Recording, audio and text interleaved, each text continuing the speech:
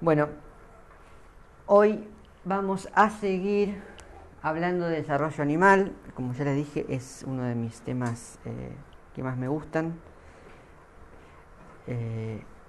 Así que lo he preparado con un poquito más de profundidad, como para poder repasar un poco, no solo las cosas muy básicas, es un tema muy amplio porque es un tema que varía con cada grupo de organismos, y como hay muchos grupos de organismos que son muy distintos, hay mucha variación. La semana pasada, estuvimos repasando, digamos, algunos conceptos generales de los desafíos que implica ser un ser multicelular y algunas respuestas a esos desafíos que permiten a las células organizarse en conjuntos funcionalmente integrados. Y empezamos a ver procesos básicos de desarrollo, y lo primero que vimos fue el principio de todo, que es la fertilización, y algunas de las estrategias que se utilizan para solucionar problemas que tiene la fertilización, como la necesidad de que cada óvulo haploide sea fertilizado por uno y solo un espermatozoide. Y ahora vamos a partir de lo que seguía, que es que una vez que tenemos el óvulo fertilizado, los pronúcleos fusionados, y tenemos entonces restituida el número diploide o la ploidía completa del organismo, empieza el proceso de desarrollo en sí, que implica primero, digamos, salir del estadio unicelular. Por definición, multicelulares que tienen más de una célula, así que sí o sí la célula, lo primero que va a tener que hacer, esa primera célula, el cigote, lo que tiene que hacer es replicarse.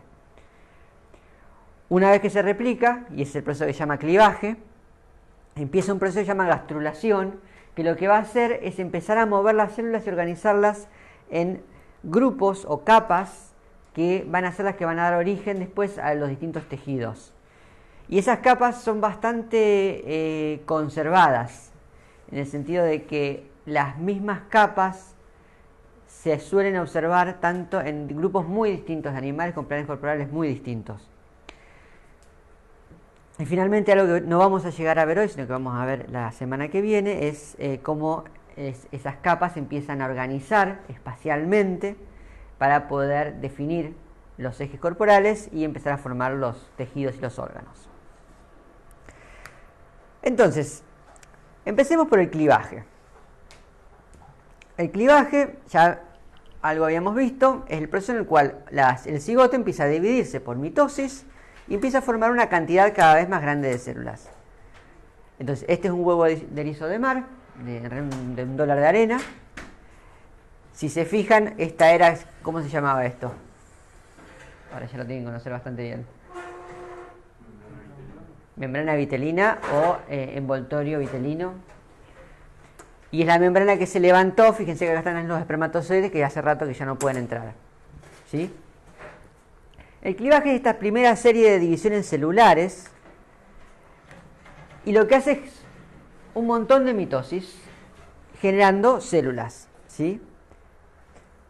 Durante el clivaje una de las cosas que se empiezan a sentar, si bien las células todavía van a ser muy similares entre sí, las células hijas de ese clivaje, lo que empieza a suceder es que se sientan las principales bases de los ejes de desarrollo.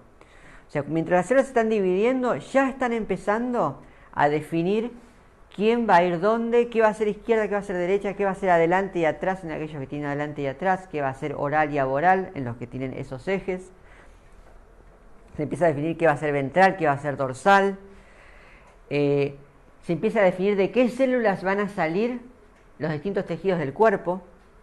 Hay un montón de cosas que están pasando adentro de estas células, ya sea porque esas células se reparten de modo diferencial los contenidos citoplasmáticos, y adentro del citoplasma hay repartidos componentes, pueden ser ARN, pueden ser proteínas, pueden ser alguna otra cosa, que le van indicando a las células que lean ese componente qué van a tener que ser.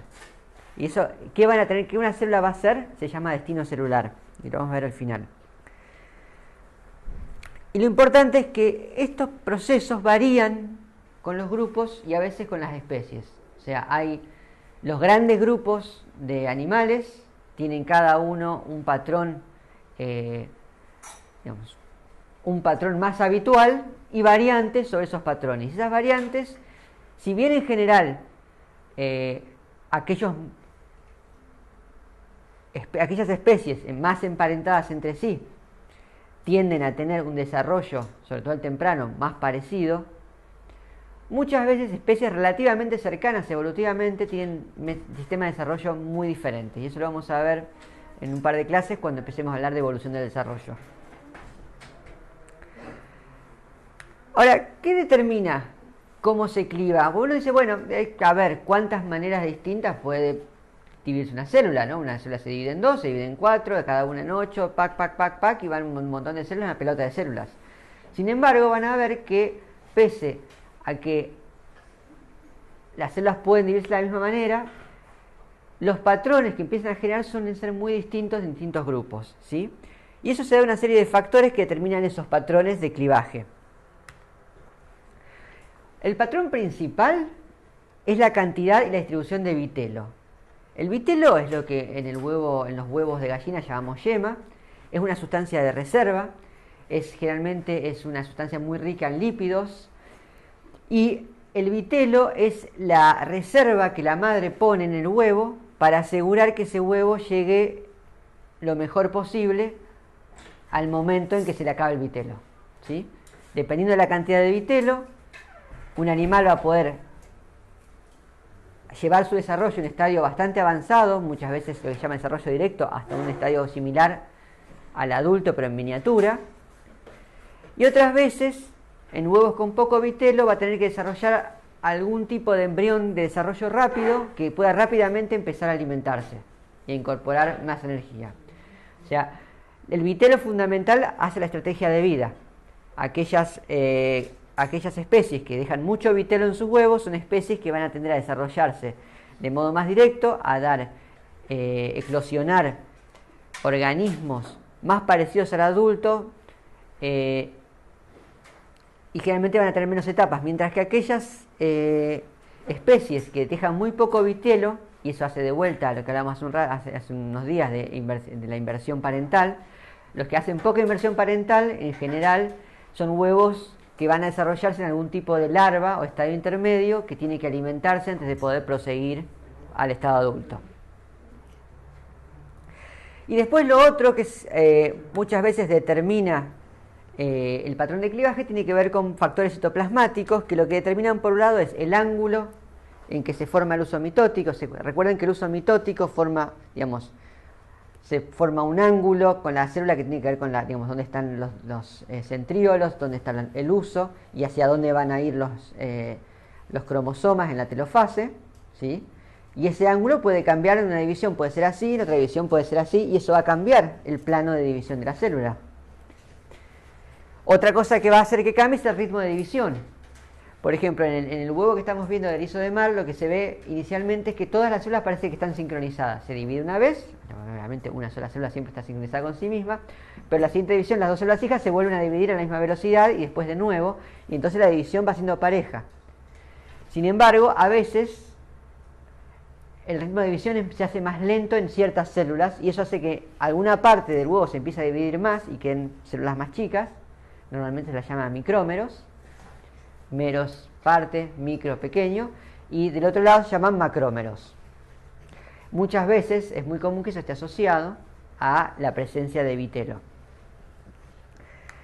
Otra cosa que determina de un modo muy fuerte distintos tipos de división es los factores citoplasmáticos que determinan cómo van a ser las uniones celulares, ¿sí? A veces las células expresan proteínas de unión a las otras células en su superficie y eso hace que la unión entre células sea más compacta, y otras veces expresan solamente en ciertas partes y eso hace que la unión sea más laxa. Van a ver que cuando vean los distintos tipos de clivaje, fíjense como en algunos casos las células están como sueltitas, más redondeadas, y en otras veces están como más apelmazadas en cierta manera. Cuando cambia el patrón de expresión de genes y cambia el patrón de expresión de esas moléculas de adhesión entre células, van a ver que va a cambiar la forma del embrión en desarrollo.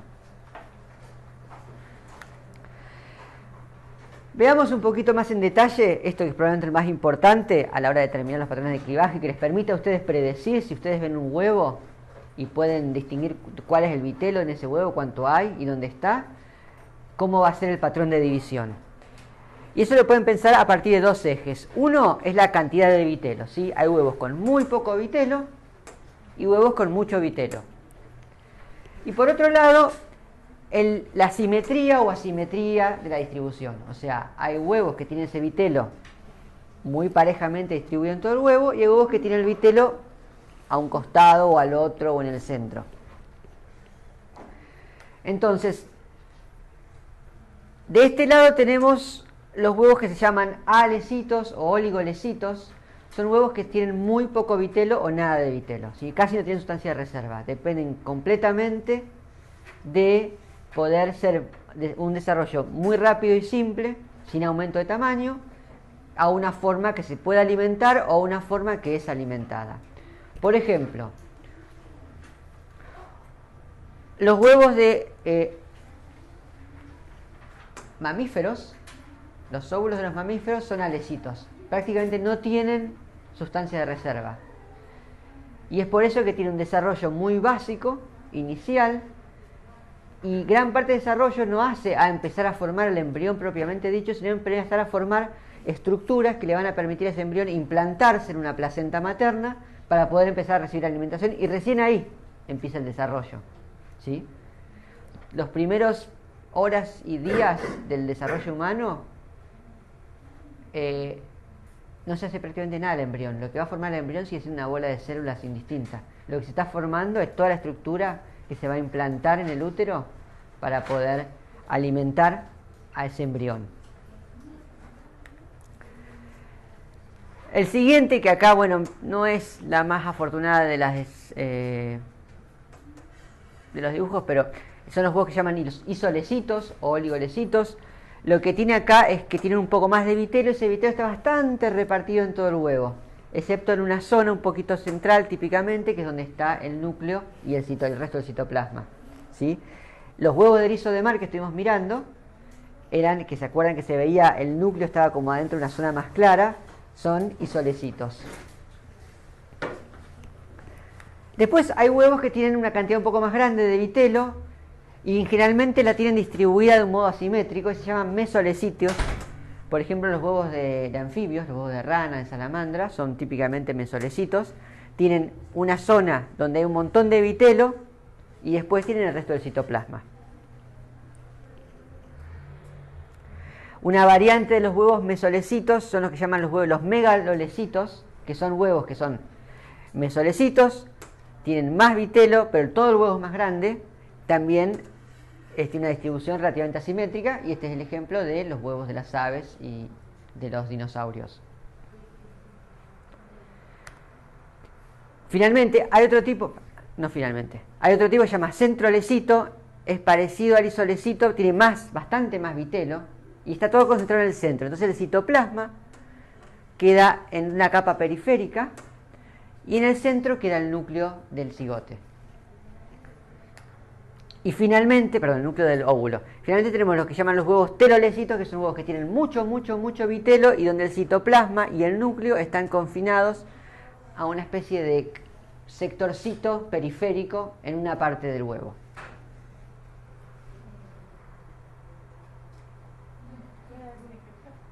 Ahora voy a dar un montón de ejemplos. Una cosa muy importante con el vitelo es que el vitelo, una de las cosas, efectos que tiene, es que ralentiza la división celular. El vitelo es un componente que, imagínense una yema de huevo, que es en la cabeza es un componente que es más denso, más pesado, tiene mucho menos material citoplásmico, entonces tiene mucho menos componentes de citoesqueleto, de proteínas. Y eso hace que todo lo que tenga que pasar a través del vitelo sea más lento. Y eso incluye la división celular. Entonces, las zonas donde hay vitelo generalmente hacen que la división celular sea más lenta. Y si ustedes tienen un vitelo que se distribuye asimétricamente, ¿dónde va a haber una división celular más rápida? ¿Acá o acá? Arriba, donde no hay vitelo, ¿sí? Y entonces eso hace que generalmente el núcleo se ubique por fuera del vitelo, en la parte de citoplasma más activo, donde va a haber divisiones más rápidas, ¿sí? Y eso se llama, generalmente en embriología lo suelen llamar el polo animal, ¿sí? Cuando hay huevos que tienen distribución asimétrica o división asimétrica y se observa que hay una zona con divisiones más rápidas que te da células típicamente más pequeñas, eso se llama el polo animal de ese huevo embrión. Y las regiones con mucho vitelo, ¿cómo se llamará? El polo vegetal. No porque tenga nada que ver con las plantas, no porque tenga cloroplastos, no porque haga fotosíntesis, sino simplemente, esta es una terminología muy antigua, donde se asociaba a lo animal con lo vital, lo móvil, lo que pasaba dinámicamente, y a las plantas con todo lo que pasa lento, tranquilo, espaciadamente, ¿sí? Entonces, en el polo vegetal lo que se ve es que las divisiones celulares son más lentas o están directamente ausentes, ¿sí? Entonces, en función de la cantidad de vitelo, los distintos tipos de huevos se dividen o se categorizan en dos grandes patrones de clivaje. Un tipo de clivaje que se llama holoblástico, donde viene de holos, que es completo y que tiene que ver con que los surcos de clivaje, ¿sí?, se extienden a toda la célula. O sea que el cigoto o cigote, cuando se divide en su primera división y divisiones consecuentes, ese surco de citoquinesis, que es el surco que normalmente deja dos células separadas, con mayor o menor velocidad termina por rodear todo el cigote y separar toda la célula. Entonces deja células, las primeras 2, 4, 6 células son células separadas e independientes. En cambio, entonces todo el cigote se divide en células. En cambio, hay el otro tipo de desarrollo que está asociado a huevos con mucho vitelo, típicamente asimétricamente distribuido, se llama meroblástico, ¿sí? Mero por partes, y quiere decir que se divide una parte del huevo. Y ahora cuando empecemos a ver diagramas de ejemplo le va a quedar un poquito más claro. Entonces vamos a repasar los distintos tipos de clivajes holoblásticos y meroblásticos. ¿Cómo se diferencian dentro de cada categoría? En principio, por un lado, por el tipo de vitelo que tienen, y por otro lado, por cómo las células se dividen, cómo esos usos mitóticos se alinean y cómo las células se enganchan entre ellas. Y eso va a dar distintos patrones. Entonces, los patrones típicos holoblásticos son de dos tipos. Para huevos isolecitos hay 4 tipos. Se llaman el clivaje radial, el clivaje espiral, el clivaje bilateral y una que se llama clivaje rotacional. Y después, para huevos que tienen una cantidad de vitelo un poco más importante, pero que aún así los surcos de clivaje logran clivar todo el huevo, que son huevos mesolecitos, hay lo que se llama un clivaje radial desplazado, que es el que vamos a ver en los anfibios. Lo más importante que se tienen que llevar de todo esto no es tanto la nomenclatura, aunque la nomenclatura es útil, sino que traten de ver cómo distintos elementos se combinan para generar distintos patrones de desarrollo. No es que todos los animales se sigan exactamente los mismos patrones de desarrollo. Incluso dentro de un mismo grupo hay variantes, ¿sí? Y ¿por qué hay variantes? Es un tema muy interesante porque permite entender cómo evolucionan esas variantes y cómo la evolución de esas variantes cambia de alguna manera la forma de los organismos que se desarrollan al final, o cómo eso afecta sus estrategias de desarrollo durante el desarrollo. Entonces, empecemos por los holoblásticos, por el clivaje radial. En el clivaje radial lo que ocurre es el que vimos de equinodermos, ¿sí? Es un clivaje que se parte el huevo a la mitad, luego por el mismo eje, o sea, tenemos un primer eje perpendicular, un eje que es perpendicular o normal en realidad al otro, y después el tercero lo corta por el medio y va dejando primero 2 células iguales, 4 iguales pero estiraditas, y después quedan 8 Y fíjense que las 8 que quedan no tienden a ser bastante circulares, ¿sí? Entonces no están completamente en contacto. Y adentro queda un espacio. Como ya vimos el ejemplo de los erizos de mar, le voy a mostrar el ejemplo de otro grupo que se llama Amphioxus. En los anfioxos, típicamente de género Branchiostoma, son cefalocordados, son parientes lejanos nuestros, y tienen un patrón que también es un patrón que es radial. Entonces lo que vamos a ver es que tenemos, a partir de un cigoto, acá está el cuerpo polar, ¿se acuerdan que era donde iba a parar el núcleo de la meiosis 2, el segundo núcleo? Se va a dividir entonces, primero en 2, después en 4, y después se divide por un plano perpendicular a esos, y empieza a generar células dividiéndose, y se llama radial porque en realidad queda como una especie, se va partiendo a lo largo de radios y queda, si uno lo mira de arriba, desde el polo animal, fíjense que ya hay un polo animal porque acá hay células pequeñas y acá hay células más grandes, o sea que algo de vitelo tiene. En el polo animal, si lo miran de arriba, lo que ven es como que hay una simetría radial, donde pueden pasar varios radios similares. Entonces acá, fíjense, no es un erizo de mar, pero también tiene una membrana vitelina. Estas membranas generalmente lo que hacen, además de proteger contra la polispermia, es brindar una primera capa de protección para el embrión. ¿Ves? Acá se divide una división, 2 divisiones, acá se divide en 4, o sea, fuera de foco, y ven cómo se forman las células que se van dividiendo y van dejando una cavidad adentro, ¿sí? Esa cavidad se llama blastocele. Cele, el sufijo celes quiere decir cavidad, es cele, celomado, vamos a verlo un montón, pero recuerden siempre que cele se refiere a cavidad. Y se llama blastocele porque cuando se forma esta bola de células se llama blástula, ¿sí? Entonces hay una serie de términos comunes que incluso en desarrollos diferentes vamos a ir viendo. Entonces, pasamos el cigoto, hay un clivaje y termina en una blástula.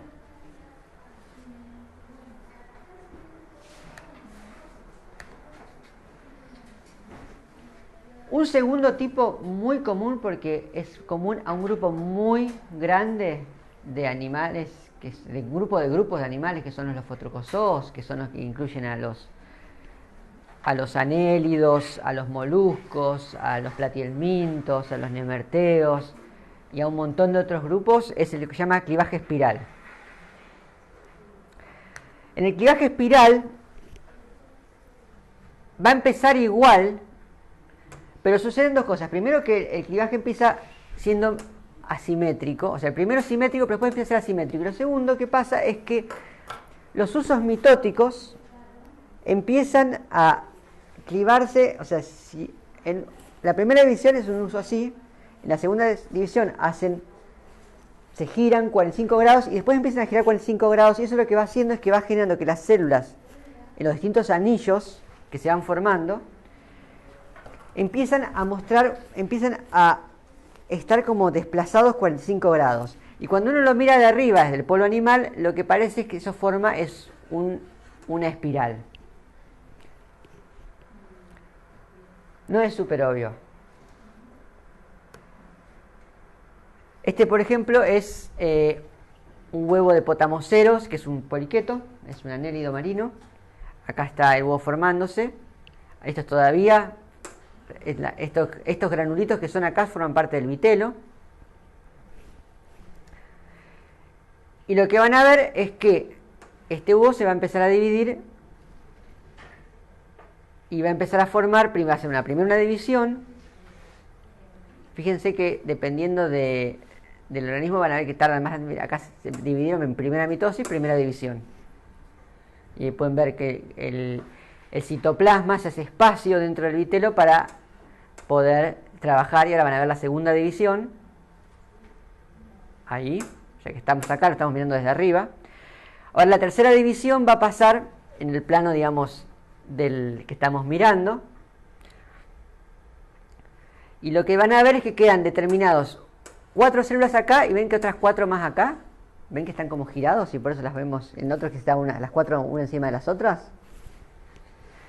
Y esto va a seguir y va a seguir generando una serie de células más chiquititas arriba, los micrómeros, y una serie de células más grandes abajo, y son los macrómeros.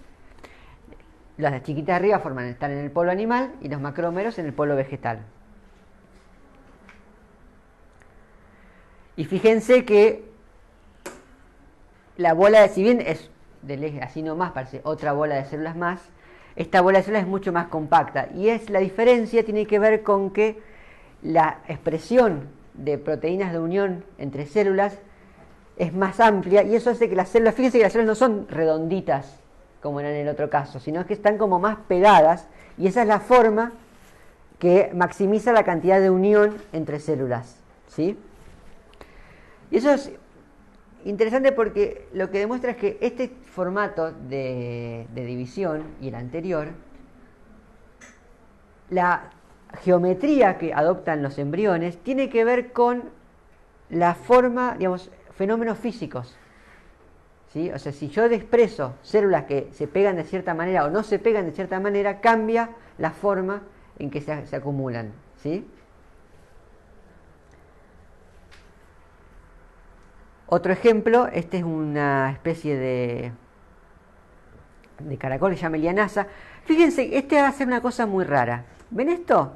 Esto no es una célula. Miren cómo se lo chupa de nuevo esta célula. Y ahora miren que lo va a hacer de nuevo. Esta célula separa esto de acá, se divide y después uno lo recupera. ¿Lo vieron? ¿Se vio? Lo voy a repetir. ¿Qué es eso que se separa? Eso que se separa se llama lóbulo polar. Y lo que hace es... ¿Ven? Que acá no se dividió. Tuc, separa, forma este lóbulo polar, se divide en dos y esta célula lo hereda todo. De nuevo, separa, la que lo heredó, separa el lóbulo polar, se dividen las dos células, quedan 4 células y una de esas hereda todo y quedó más grande, ¿sí? No solo quedó más grande, quedó con algo especial, porque algo ahí en ese lóbulo polar que se separa, se segrega a un costado, se deja a un costado y se va a ver acá que esto queda y una de las dos se lo queda. Y se imaginarán que la célula que se queda con esos contenidos del lóbulo polar algo especial tiene, ¿sí?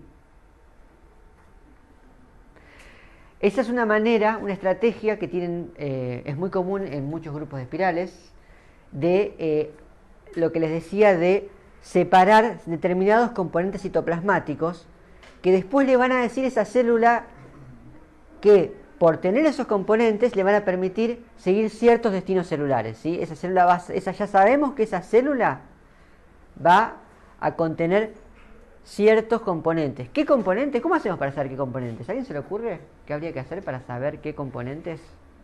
¿Qué es lo que qué es lo que va a formar los descendientes de esa célula?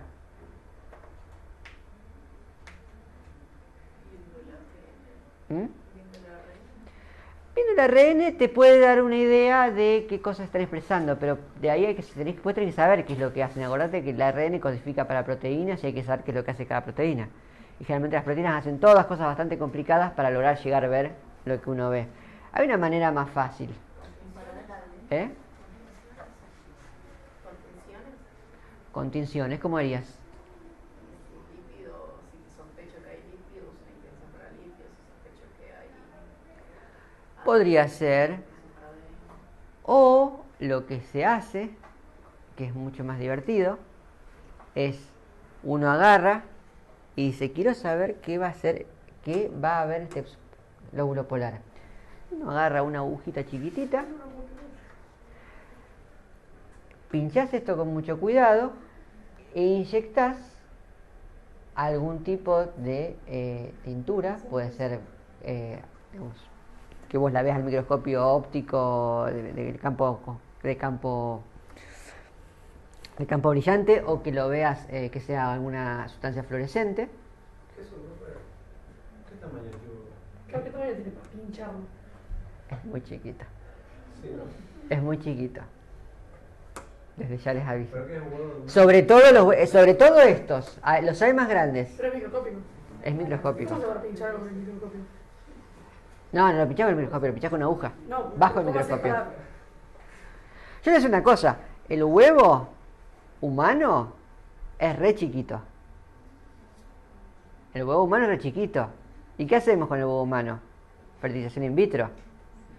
No solo lo pinchamos, lo agarramos, lo sostenemos, le metemos, le inyectamos un espermatozoide entero o la cabeza del espermatozoide, lo sacamos y salen personas de ahí. ¿Sí? No es fácil. Mira, ¿qué cosa? ¿El huevo humano? No, vos sabés que no, o sea, depende de cosas. Lo que tenés que tener es alguna manera de hacer agujas bien finitas. ¿Qué tan finito, Bruno? Y esto debe tener, ponele que tengan entre 50 y 100 micrones, o sea, entre una décima y 5 centésimas de milímetro. Entonces, generalmente la mejor manera de hacer agujas suficientemente chiquitas es algo que es una técnica. No sé si vieron alguna vez un capilar? ¿Vieron los virus capilares, los que se usan los bioquímicos para levantar sangre por capilaridad? Es un tubito de vidrio muy finito, finito. Bueno, uno lo que puede hacer es, uno agarra el capilar, lo puede hacer uno a mano o lo puede hacer uno hay unos aparatitos que ayudan a estandarizar ese proceso. Agarras un capilar y un mechero, una llama. Ablandás con cuidado con mano. Eso requiere un poco de prueba y error, bastante prueba y error hasta que le sacás bien. Agarrás el capilar, lo pones sobre la llama y estirás. Pegás un estirón rápido, así bien derechito. Y eso lo que haces es estirás el vidrio. Cuando se estira el vidrio se estira parejito, ¿sí? Y se estira hasta que llega un momento que es tan finito que se rompe. Al final, y cuando terminás tenés 2 microagujas. No, se une, profe. Se une en la punta, agarrás bajo la lupa con unas pincitas bien afiladas, rompes la punta y generalmente la punta rota, de hecho típicamente queda en bisel y eso te ayuda, como una aguja hipodérmica, nada más que en miniatura, te ayuda a entrar sin lastimar la membrana. Y ahí ayuda a que la membrana sea fluida. Acuérdense que la bicapa lipídica, al ser fluida, no es rígida y se puede abrir y sana muy rápidamente una vez que le haces un agujero.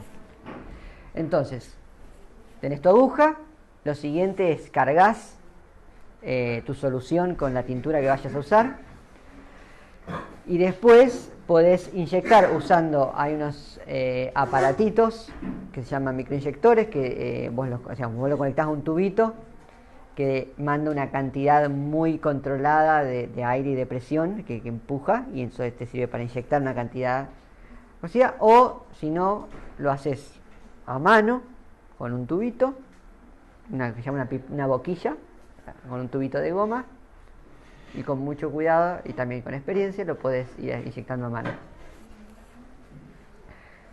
Toda la embriología que se desarrolló a principios del siglo XX se hizo en base a ese tipo de herramientas.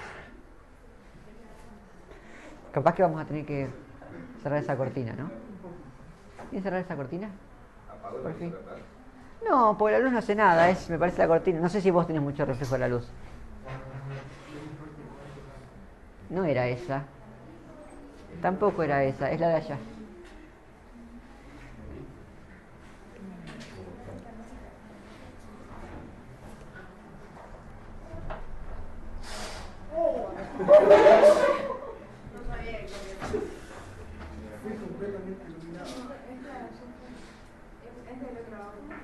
Ah, estamos fritos.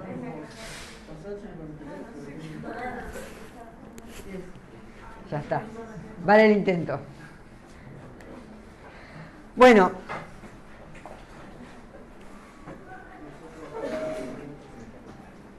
Estos experimentos son... Bueno, una vez que inyectás, si lo lograste, lo que vas a hacer entonces es que te queda una tinción que vos podés después ir viendo en qué células va quedando. Y si tenés, digamos, no siempre funciona, porque no siempre dura tanto, pero lo ideal es que te quede ese marcador, te va a ir quedando en todas las células hijas.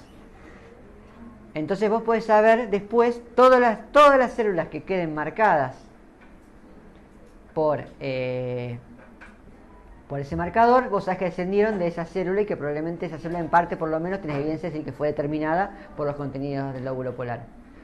Entonces, volviendo, si vos agarrás, inyectás el lóbulo polar con uno de estos marcadores, eso te va a permitir después saber exactamente qué tejidos fueron los que se formaron a partir de esa célula.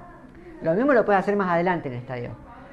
Hay otra manera, que cuando no tenés una tintura o cuando no te sale bien, también te da datos. ¿Qué cuál es?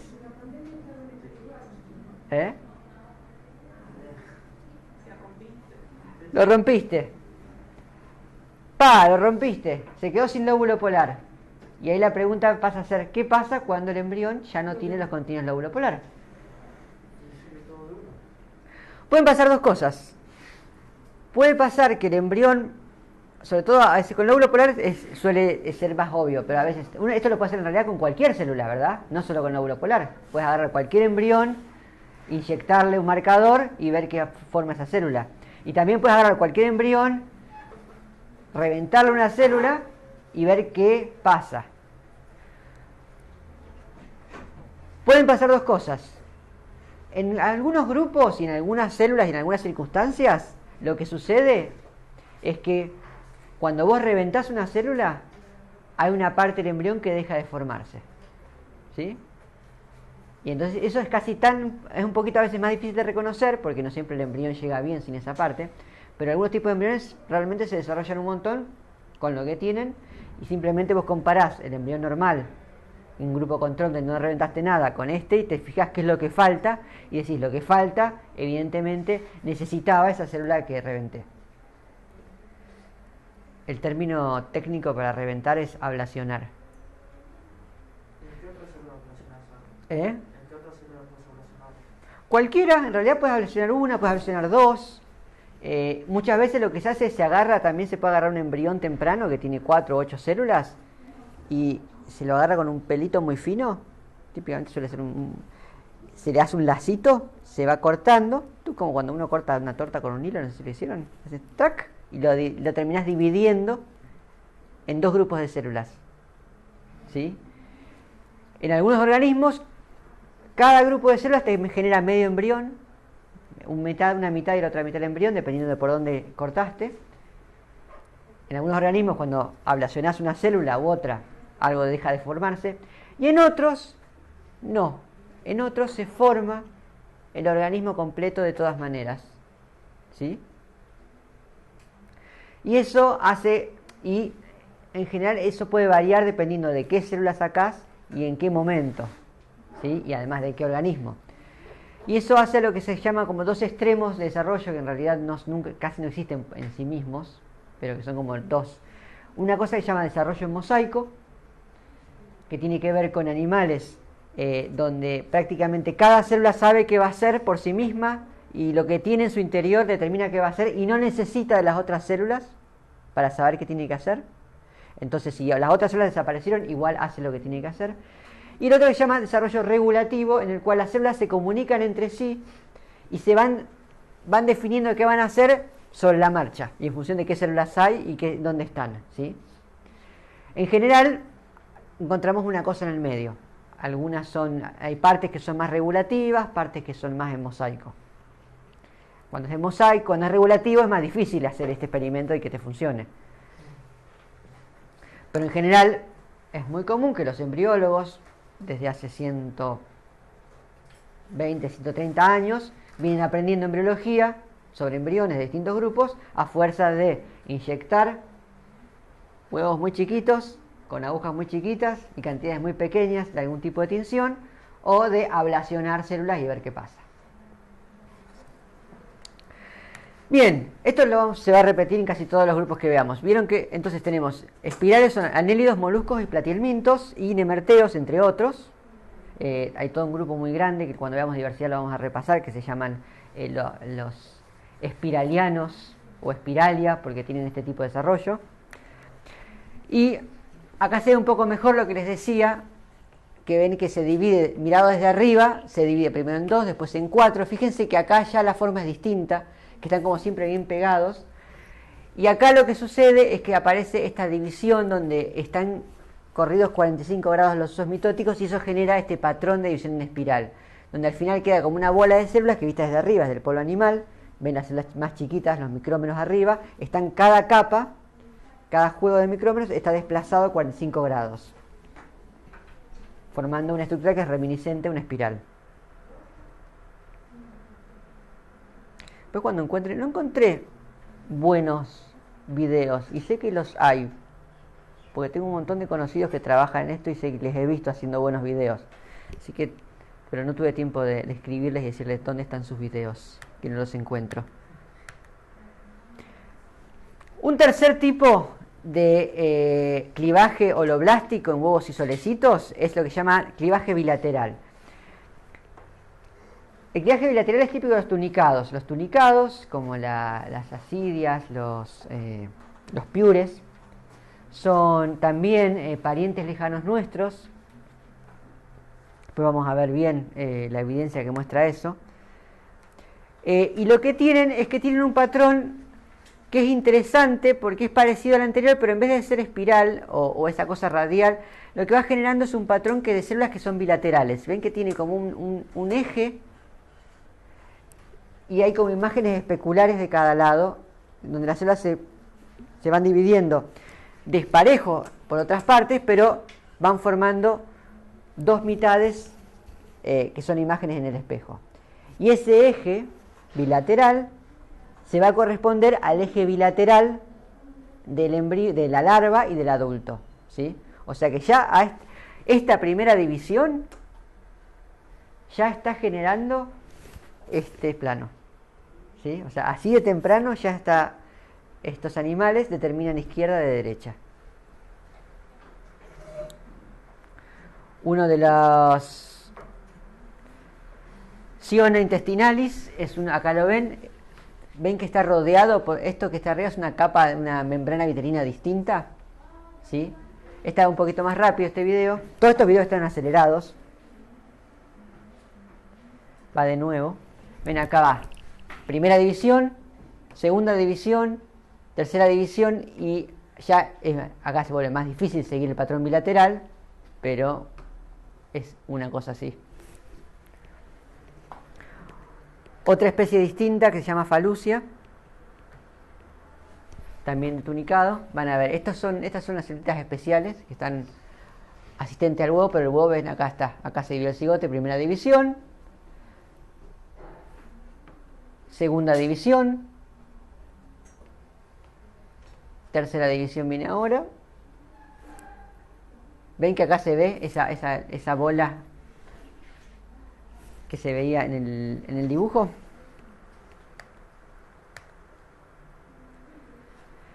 Bien, y un cuarto tipo es uno que se llama clivaje rotacional, donde hay una rotación de las células. Después, entre división y división, se van rotando los planos de células.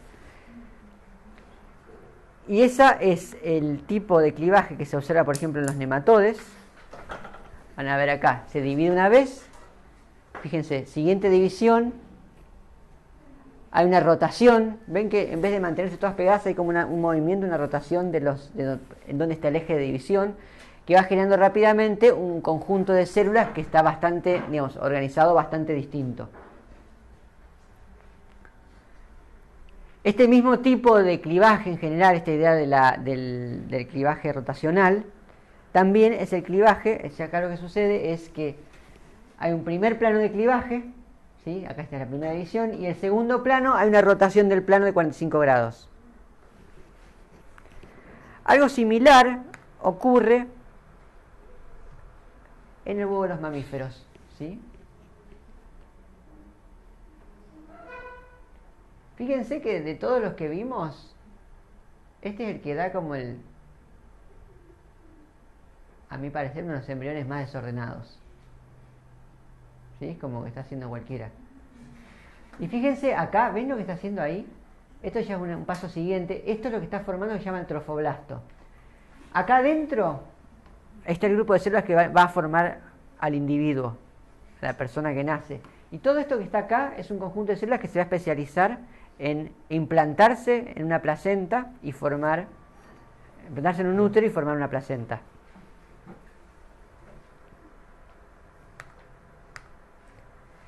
Bien, y por último, dentro de los holoblásticos, vamos a ver en los huevos mesolecíticos, que ya tienen un poco más de vitelo, vamos a ver lo que se llama el clivaje radial desplazado, que es típico de los anfibios, que no es tan común en el reino animal, pero como los anfibios fueron los primeros y son los más vistosos, uno de los más vistosos y más fáciles de estudiar, ameritan verlo. Acá lo que se van a ver es la rana africana, que se llama Xenopus laevi, que es uno de los principales modelos de embriología.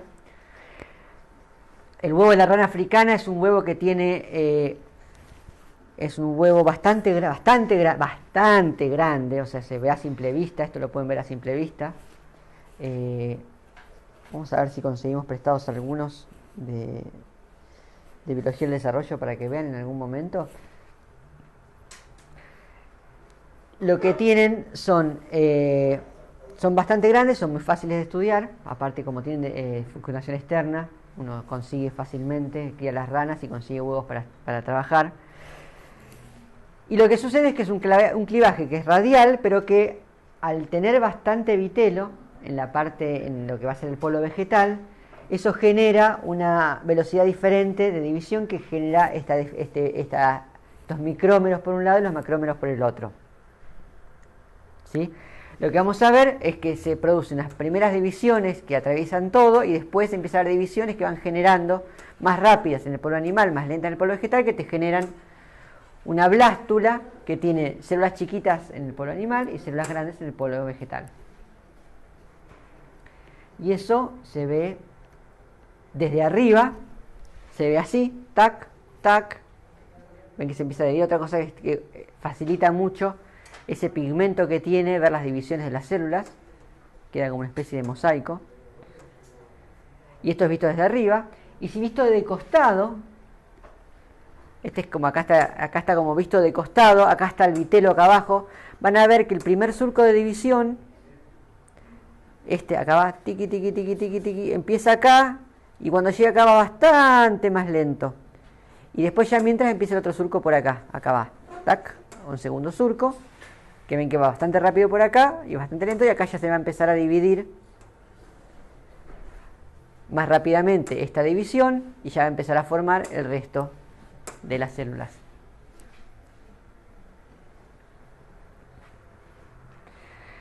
¿Sí? ¿Se entiende cómo la presencia de vitelo, entre otras cosas, está determinando en muchos casos las distintas maneras en que se divide el huevo?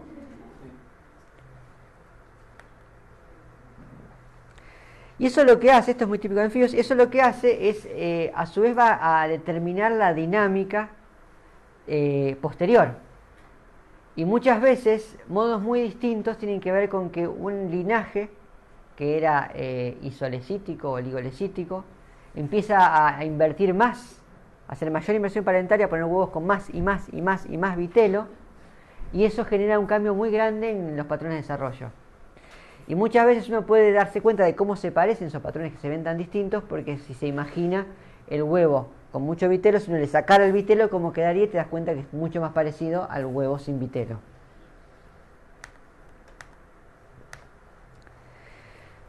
Entonces, así es como llegamos al segundo gran tipo, que son los clivajes meroblásticos, donde tenemos dos tipos de clivajes asociados a zonas donde tenemos huevos con mucho vitelo en un costado y un citoplasma con el núcleo en una especie de lámina o disco casi superficial, y se divide en dos grupos, uno que llama que tiene clivaje bilateral, que es típico de los cefalópodos, y otro que se llama clivaje discoidal, que es el típico de los huevos de peces, de reptiles y de aves. Y por último tenemos uno que se llama centrolecítico, en el cual lo que sucede es que el citoplasma, en vez de quedar en un costado, queda todo en la periferia, ¿sí? Y el vitelo en el centro. Los cefalópodos, busqué y no encontré un timelapse que me gustara, un timelapse, no, ni siquiera me gustara. Pero básicamente lo que hacen es, ven que tiene este es el surco de clivaje. Primera división, segunda división, tercera división y cuarta división. Y ven lo que va formando es que acaba quedando un patrón que es de vuelta, es bilateral. Como veíamos para el anfioxo, tiene una simetría bilateral.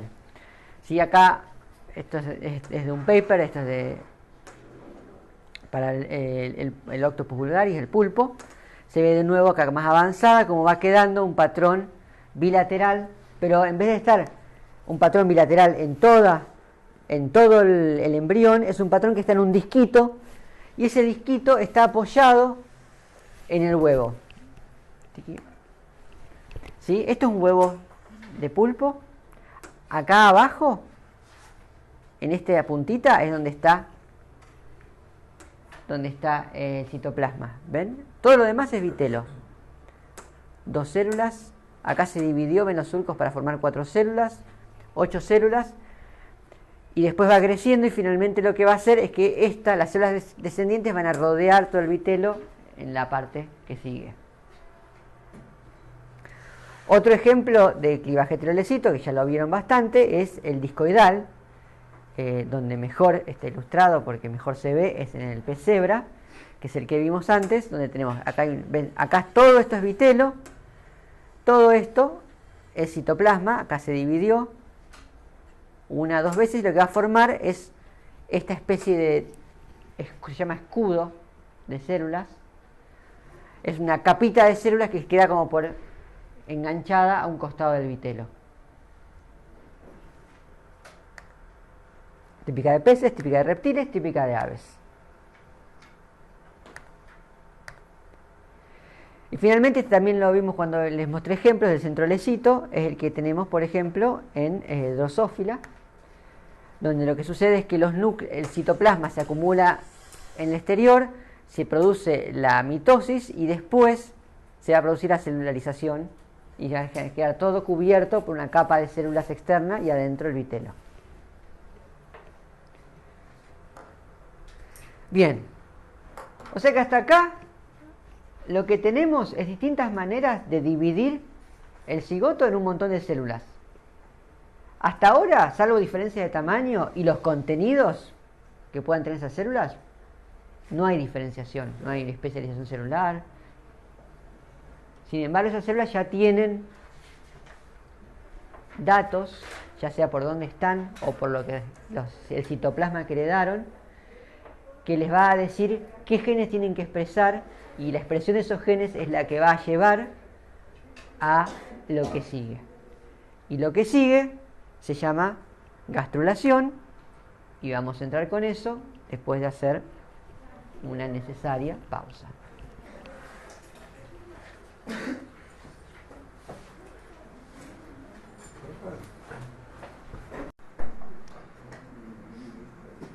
Bueno, entonces, hasta acá veníamos repartiendo, digamos, haciendo más células, lidiando con la cruda realidad del vitelo y interactuando con los elementos que estaban en el citoplasma que determinan la geometría de la división. Y ahora llegamos a la parte que probablemente es una de las partes más importantes, porque es el momento en que se determina el general del plan corporal del organismo, ¿sí? Y un biólogo del desarrollo en los años 80 dijo que, en su opinión, el momento más importante de la vida no era ninguno de los grandes hitos que uno suele pensar, sino el momento en que gastrularon, el que definió todo lo demás que les iba a pasar en la vida. ¿Sí? La gastrulación lo que hace es pasar de un conjunto relativamente indistinto de células a generar una serie de capas celulares que van a ser las que van a terminar formando al organismo, ¿sí? Piensen que los organismos, si bien son tan diferentes en sus planes corporales, en general tienden a tener como 2 o 3 grandes conjuntos de tejidos y células y de conformaciones. Piensen en que, salvo organismos o muy, digamos, con un plan corporal muy simple, como las esponjas, en general la mayoría de los organismos pueden pensar que es el plano que se llama el plano del gusano, que es un tubo adentro de otro tubo, ¿sí? El tubo de adentro es un tubo digestivo y el tubo de afuera es la pared del cuerpo. Ese plan de un tubo dentro de un tubo se tiene que formar de alguna manera. Generalmente lo que hay entre el tubo interno y el tubo externo es un montón de otras capas que hacen a la función de esos tubos. O sea, nuestro tubo interno, que es el tubo digestivo, no es solo una capa, un epitelio absorbente, sino que además tiene músculo, tiene tejido conectivo, tiene un montón de tejidos, y al mismo tiempo nuestra pared del cuerpo no es solo la piel, la epidermis, sino todo lo que está por debajo, más todos los sistemas de sostén musculares, óseos y demás. Y además del sistema nervioso. Animales con planes más simples igual tienden a repetir esa morfología. Por eso es que una manera de ver en la mayoría de los animales bilaterales, que somos los animales que tenemos simetría bilateral, somos básicamente un plan de gusano, de un tubo dentro de otro tubo, con accesorios. Ojos, cabezas, piernas, apéndices, alas, cosas que salen para todos lados. Pero dentro de todos esos accesorios uno puede delimitar el tubo externo, la pared del cuerpo, y el tubo interno, ¿sí? La gastrulación es el proceso por el cual las células, que hasta ahora forman una bola de células, puede ser una bola hueca o una bola maciza, van a separarse para formar ese tubo dentro de otro tubo y definir qué células van a formar el tubo de adentro, qué células van a formar el tubo de afuera y quiénes van a hacer el resto, ¿sí? Todo eso se llama la gastrulación y es un término muy general para un proceso que pasa de modo muy distinto en grupos muy distintos, ¿sí? Y ese proceso además puede pasar de modo muy distinto porque incluso dentro de un mismo plan corporal, por ejemplo los vertebrados, no es lo mismo hacer un tubo dentro de un tubo en un huevo con poco vitelo que en un huevo con mucho vitelo, ¿sí?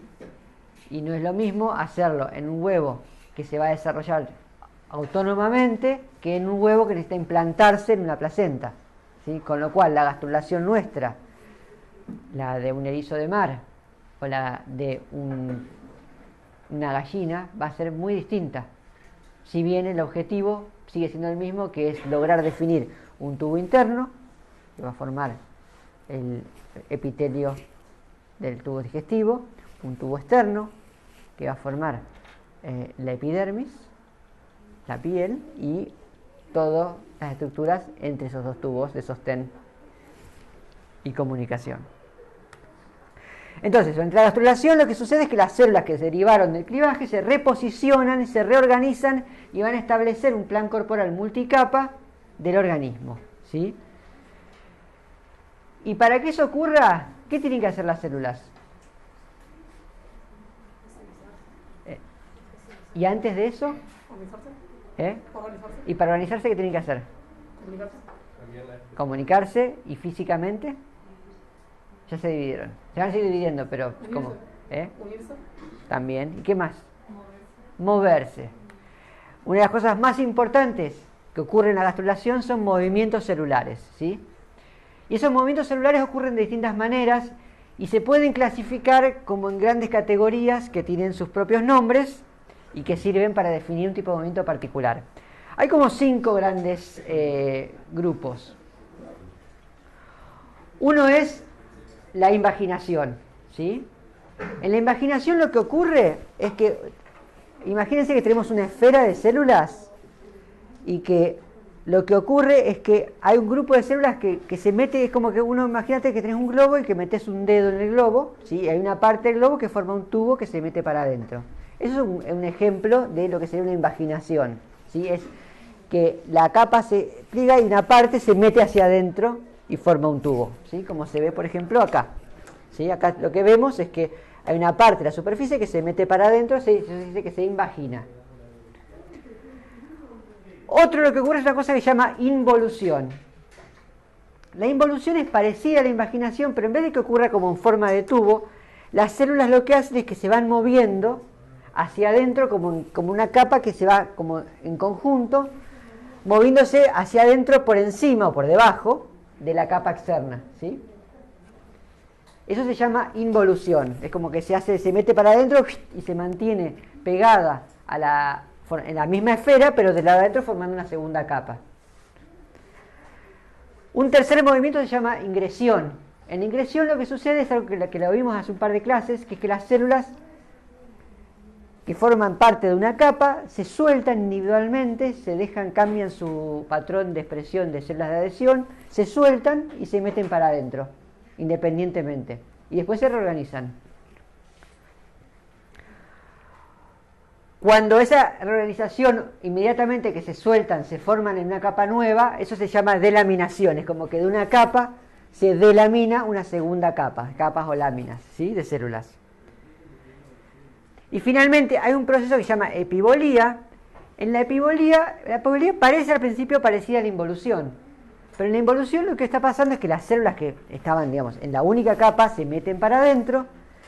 Y en la epibolía lo que sucede es que las células crecen por encima de otras células, ¿sí? Como que sobrecrecen y forman una capa externa, se forma por encima de la otra. Un caso típico de epibolía, que es un movimiento muy común, es lo que estuvimos viendo en los peces, ¿sí? Donde tenemos ese escudo de células, y lo de abajo también es una célula que no se terminó de dividir, y tarde o temprano se divide en células más grandes. Y la epibolía lo que va a hacer es que ese escudo de células, las células que derivan de ahí van a cubrir y avanzar como conjunto, como capa conjunto, y van a cubrir todo el huevo y todo el embrión. ¿Sí? Entonces, esta gastrulación lo que va a hacer es generar 2 o 3 capas embrionarias. Una externa, que se llama ectodermo. Del ectodermo deriva la epidermis, ¿sí? Una interna, que se llama endodermo. Del endodermo deriva el tubo digestivo, específicamente el epitelio del tubo digestivo, ¿sí? La parte que hace la absorción. Y en organismos que se llaman triploblásticos, quiere decir que tienen 3 capas embrionarias, y no diploblásticos, que son los que solo tienen endodermo y ectodermo, aparece una tercera capa intermedia que se llama mesodermo. Y del mesodermo deriva casi todo, ¿sí? Derivan músculos, deriva la dermis, deriva el tejido conjuntivo. En nuestro caso, mesodermo es músculo, es el tejido vascular, sangre, corazón, todos los distintos músculos.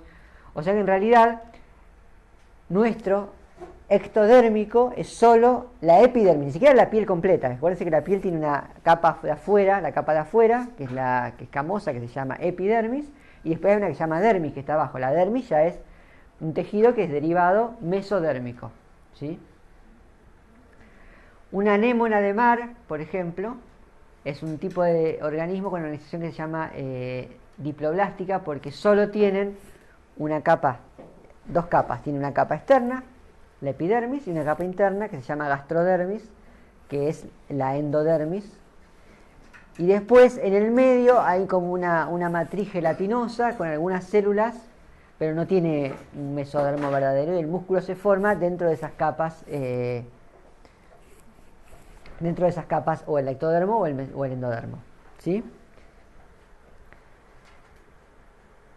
Ejemplos, ya vimos algunos ejemplos. Vamos a verlo de nuevo. En el erizo de mar, en alguno de los videos se vio que una vez que se produjo todo el clivaje y se formó esta bola de células que se llama blástula, va a empezar a ver el proceso de gastrulación. En el proceso de gastrulación lo que empieza a pasar es que de uno de los polos empieza a formarse, a cambiar de forma las células y empiezan a, primero ingresan células, ¿sí? Hay una ingresión, acuérdense que teníamos este movimiento que se llama ingresión. Primero ingresan células acá abajo y después se empieza a formar una invaginación, ¿sí? Que forma un tubo y ese tubo va a terminar conectándose del otro lado y va a formar el tubo digestivo primitivo, ¿sí? Entonces va a quedar delimitado una parte externa, el ectodermo, que va a formar la epidermis, una parte interna, el endodermo, un tubito endodérmico que va a tener una entrada y una salida eventualmente, y estas celulitas sueltas van a agruparse y van a formar el mesodermo. Y en el erizo de mar lo primero que van a formar es una serie de... se van a diferenciar y van a unas células que van a formar, secretar unas espículas, que van a formar el primer esqueleto interno de la larva del erizo de mar, y después van a empezar a formar las primeras fibras musculares. ¿Sí? Entonces, y acá esto es un ejemplo que tenemos estos dos procesos, invaginación e ingresión. ¿Cómo pasa la imaginación esa? ¿No se divide la célula? Ya hay un montón de células, cada una de estas es una célula. O sea que acá las células ya están todas hechas un conjunto, o sea, ya hace rato que dejamos de ser una única célula. Y por eso es que necesitamos hacer todo el proceso de clivaje primero. O sea, no te podés organizar en tu plan corporal si no tienes un montón de células para distribuir primero. Entonces, en este video lo que se ve es, acá ya se habían formado, ya se ingresaron estas células y se ve cómo se empieza a formar primero es un agujerito, o sea, desde afuera se ve como un agujerito, y esto que se ve como en un plano, en un corte, lo que se ve como se va formando este tubo. Esto se va a ir estirando y va a llegar hasta acá. ¿Sí? Este tubo se llama arquenterón, que viene de enterón, enteros, enterón, quiere decir, se refiere a intestino, y la raíz arqueo quiere decir primitivo o antiguo, que es digamos, como el tubo digestivo primitivo de esta larva de erizo de mar.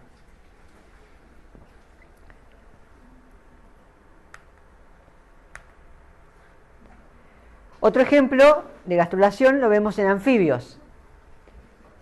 En anfibios, y esto, mira, una cosa que me tenía que mencionar es que este poro por donde se forma la ingresión se llama blastoporo. Blastoporo porque es un poro en la blástula, ¿sí? El blastoporo es bastante importante. El punto ese por donde las células ingresan es bastante importante porque no es solo un lugar por donde las células ingresan y ya. En muchos casos, cuando las células ingresan por ahí, otras células le marcan, es como que le dicen, mira, pasaste por acá. Y eso que hayas pasado por acá te marca como una célula distinta. Entonces, cuando la célula ya está acá adentro, ya pasó por el blastoporo, ya se enteró, de alguna manera le comunicaron que esa célula va a ser una célula, por ejemplo, endodérmica, ¿sí?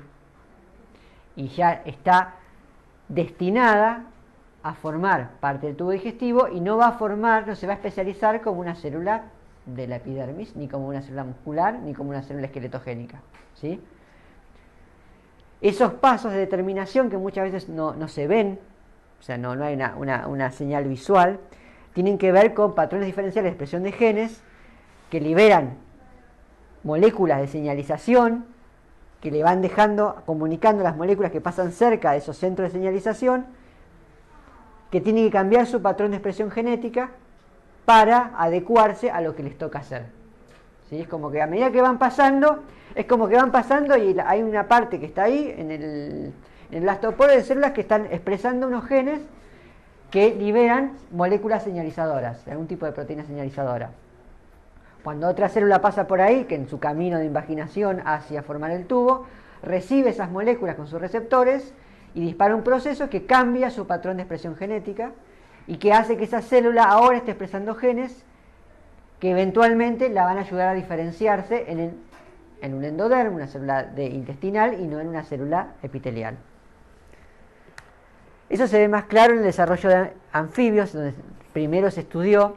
Acuérdense que acá tenemos mucho más vitelo, entonces tenemos una zona de células con mucho vitelo y una zona de células que está como ahuecada, y el hueco que queda en el medio, que se llama blastocele, queda como más de un lado.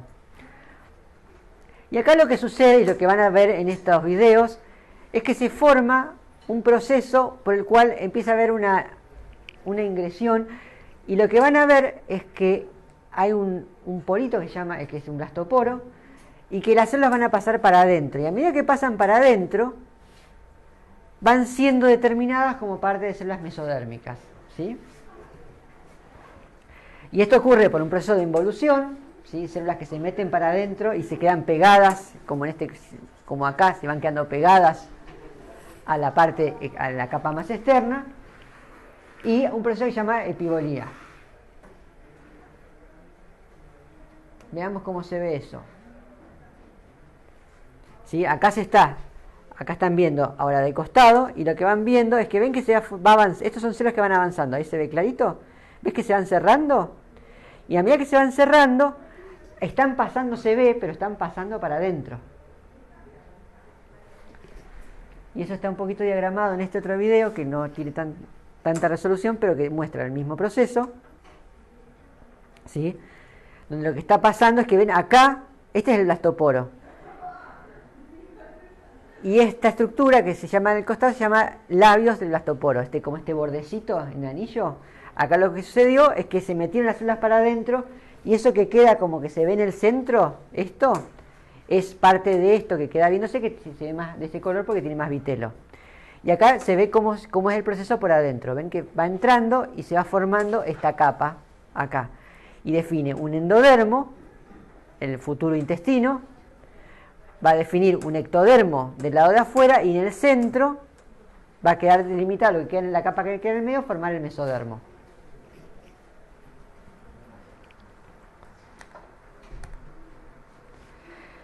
Este es otro ejemplo, el que más también estuvimos viendo, que es en peces, típico de peces, que es por epibolía, ¿sí? Acá estaba, siguen dividiendo este escudo de células, y ahora este escudo de células va a rodear las pocas células que quedaron acá abajo, ¿sí? Y las van a envolver. Y ahí adentro, eso va a haber, no sé si vieron alguna vez una larva de pez, vieron que las larvas de pez son como panzonas, que tienen como un saco. Bueno, ese saco deriva de esto, es todo lo que le queda de vitelo que se transforma en su intestino. Y todo la epibolía ocurre porque ese intestino que tiene que estar rodeado por una capa de epidermis, ¿sí? Un ectodermo que lo va a rodear, y además en el medio se va a formar el mesodermo, ¿sí? Usando una tensión fluorescente que solo muestra los núcleos celulares, esto es lo mismo, nada más que no se ve el borde, porque acá solamente se ven los núcleos. Ven acá acá pueden ver las células, que es lo que están haciendo, ¿sí? Entonces hay muy poquitas células acá, y lo que van a ver es que hay como un borde que avanza, y van a ver que hay como unas poquitas celulitas que avanzan y retroceden, y que hacen como una especie de líderes, y que van llevando al resto de estas células, esta capa de células que crece y por encima de la otra, ¿sí? Y después todo esto se reorganiza para empezar a formar la parte del resto del embrión, que es esto que se ve acá, ¿sí? Donde acá está la cabeza y por acá está la cola. ¿Llegan a ver el pez como envuelto alrededor de su propio intestino? Y acá también se ve esta parte. ¿Sí? Y acá los procesos que están ocurriendo es un proceso que se llama delaminación, que es difícil de ver porque ocurre por debajo de la otra capa de célula, pero que tiene que ocurrir de esa manera porque como hay tanto vitelo, no puede dar toda una vuelta y formar un blastoporo. Entonces se produce por delaminación. Las células se sueltan, bajan a una capa interna, y ahí es donde se forma el endodermo. Y también este proceso que se llama epibolía, que también estaba en el otro caso.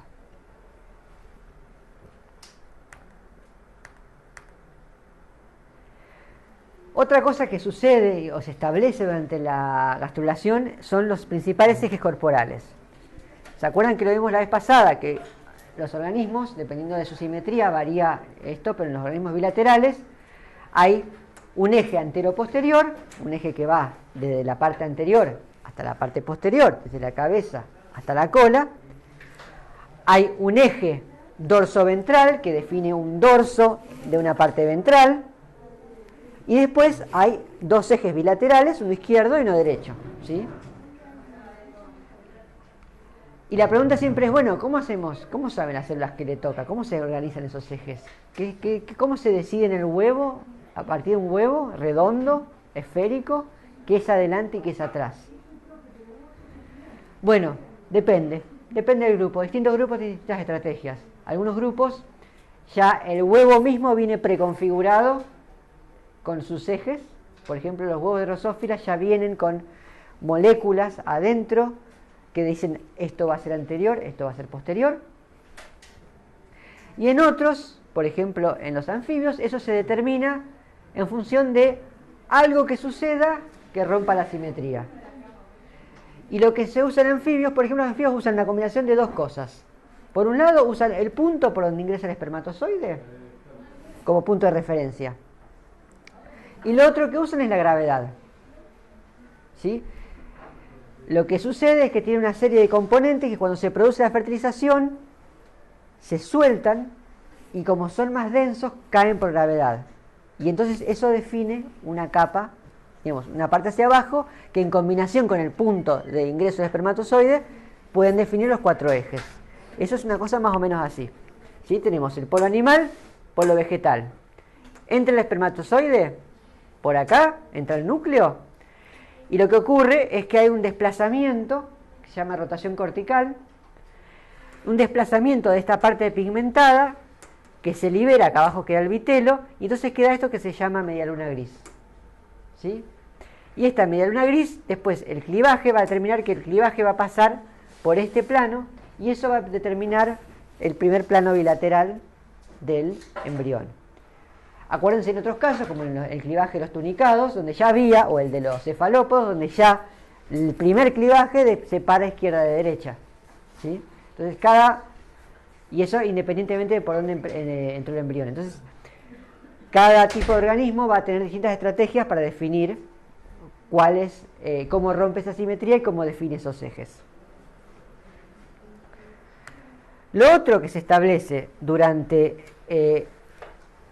la gastrulación son los destinos celulares.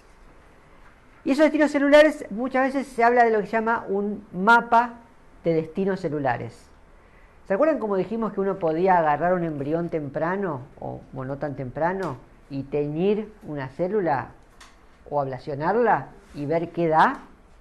Bueno, cuando uno hace eso y empieza a ver qué da cada cosa, uno puede ir armando lo que se llama un mapa de destinos celulares. Por ejemplo, esto que es un embrión, una blástula de erizo de mar, el mismo erizo de mar que venimos viendo hace un rato, una serie de experimentos ha permitido determinar que, por ejemplo, que todas las células que están acá en el polo animal, ¿sí?, van a formar parte del ectodermo. O sea que van a formar parte de la piel. Y específicamente van a formar parte los de este lado del ectodermo, de la piel. Del lado, los equinodermos no tienen anterior y posterior, sino que tienen oral y aboral. Tienen el lado donde está la boca y el lado donde está el ano. Y esos son sus ejes principales. Y después se sabe, por ejemplo, que de las células del lado vegetal, estas que están en amarillo van a formar el endodermo, y después va a haber dos series de células, que son las que están en rojo, que van a formar distintos tipos de mesodermo. ¿Sí? Y eso se sabe con estos experimentos de ablacionar o dividir embriones, y viendo qué forma y qué no forma. Entonces, los mapas de destino generalmente lo que hacen es, toman un estado del embrión y tratan de decir, bueno, qué es lo que va a formar estas células. ¿Sí? Y entonces, generalmente, lo que muestran es un mapa de cómo, esto es cómo se divide la célula. Acá está el cigote, se dividió en 2, se dividió en 4, se dividió en 6, y acá los hijos de cada división, que es lo que van a terminar formando. ¿Sí? Hay mapas celulares simples, hay mapas celulares muy complejos, Hay algunos animales que tienen un modo de desarrollo que se llama autélico, donde hacen una cierta cantidad de células en desarrollo y nada más, y esa es fija, ¿sí? Entonces siempre todos los animales de una especie de edad, todos los individuos tienen la misma cantidad de células, que es X, dependiendo del animal, y se forman durante el proceso embrionario y uno puede mapear todas las células, desde la célula inicial cigótica, todas las demás, toda la progenie, hasta ver qué van a formar. Y eso, por ejemplo, es lo que se hace con los nematodes. Por eso es que hay un nematode que se utiliza muchísimo en estudios de biología del desarrollo, justamente porque se conoce el árbol completo de diferenciación de todas sus células desde que es un cigoto en adelante.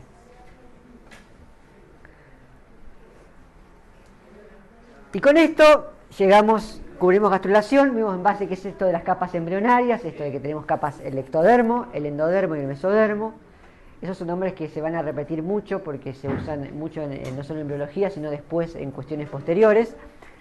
Y nos queda ver un poco de un tema no menor, que es cómo, una vez que se determinaron, cómo es que las células establecen estos patrones corporales. Por ejemplo, cómo sabe una célula que está en un segmento determinado de un insecto, que es un segmento que tiene que hacer una pata y no un ala, o que es un tórax y no un abdomen. ¿Cómo sabe una de nuestras células que tiene que hacer una vértebra cervical y no una vértebra lumbar? ¿Cómo sabe una célula que está en la punta de una extremidad y no en el lado proximal, en el hombro? Todo eso se logra a través de lo que se llama la morfogénesis, que es la generación de patrones de forma en los organismos, ¿sí? Una vez que las células saben dónde están y qué le tocan hacer, lo que sigue es la organogénesis, que es la formación de órganos, ¿sí? Que es su diferenciación organizada para formar los tejidos y los órganos que van a formar el individuo funcional integrado. Y con eso ya estamos para hoy. Vamos a seguir un poquito más con desarrollo. Nos queda estos dos temitas y después vamos a ver un poco de desarrollo no embrionario. Todo la semana que viene porque mañana es feriado.